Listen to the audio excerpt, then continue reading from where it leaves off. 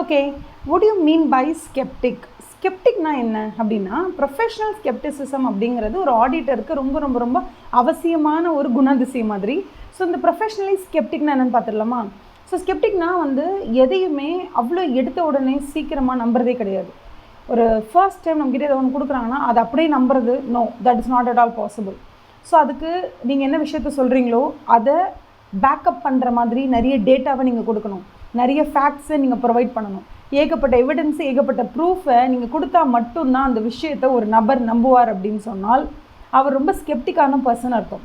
அப்போ ஸ்கெப்டிக்னா என்ன, எல்லாத்தையும் சந்தேகத்தோடயே பார்ப்பாரு அப்படின்னு அர்த்தமா அப்படின்னு கேட்டிங்கன்னா, எல்லாரையும் சந்தேகப்படுறது, எல்லாத்தையும் சந்தேகப்படுறதுன்றது வேறு. ஆனால் எந்த ஒரு விஷயத்தையும் கரெக்டுன்னு நம்புறதுக்கு முன்னாடி அதுக்கு ப்ராப்பரான பேக்கப் இருக்கா, அதுக்கு ப்ராப்பரான பேக்கப் ஃபேக்சுவலாக அந்த விஷயம் இருக்கா, அதை உண்மைன்னு ப்ரூவ் பண்ணுற மாதிரி ஏதாவது டாக்குமெண்டேஷன் இருக்கா, ஏதாவது பேப்பர் ஒர்க் இருக்கா.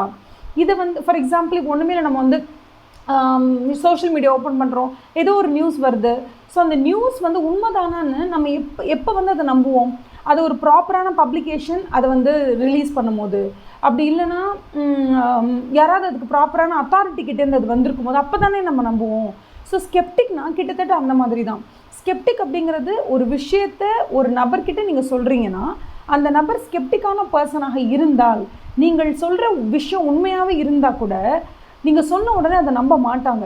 அந்த விஷயத்தை நம்புறதுக்கு பின்னாடி என்னென்னலாம் இருக்கணுமோ அந்த எல்லா டிக் மார்க்ஸும் இருந்தால் மட்டும்தான் நம்புவாங்க.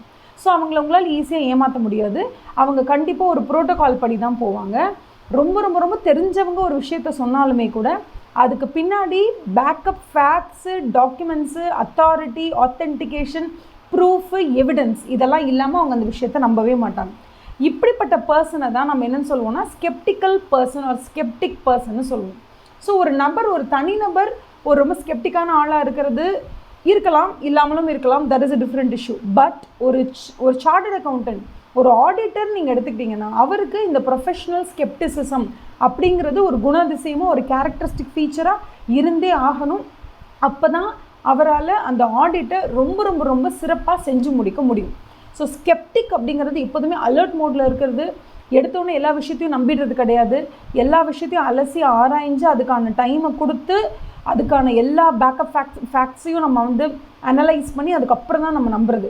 யாராலையும் நம்மளை அவ்வளோ சீக்கிரமாக பேக்கப் டேட்டா இல்லாமல் நம்மளை ஏமாற்றவே முடியாது. அப்படிப்பட்ட ஒரு பர்சனாக நீங்கள் இருந்தீங்கன்னா நீங்கள் ஆடிட்டர் ஆகும்போது அது உங்களோட ப்ரொஃபஷனல் ஸ்கெப்டிசிசம்க்கு பயங்கரமாக ஹெல்ப் பண்ணும். ஓகேவா? உங்களுக்கு ப்ரொஃபஷனல் ஸ்கெப்டிசிசமில் இன்னும் கொஞ்சம் ஏதாவது டவுட்ஸ் இருந்துச்சுன்னா கண்டிப்பாக கமெண்ட் செக்ஷனில் கேளுங்க.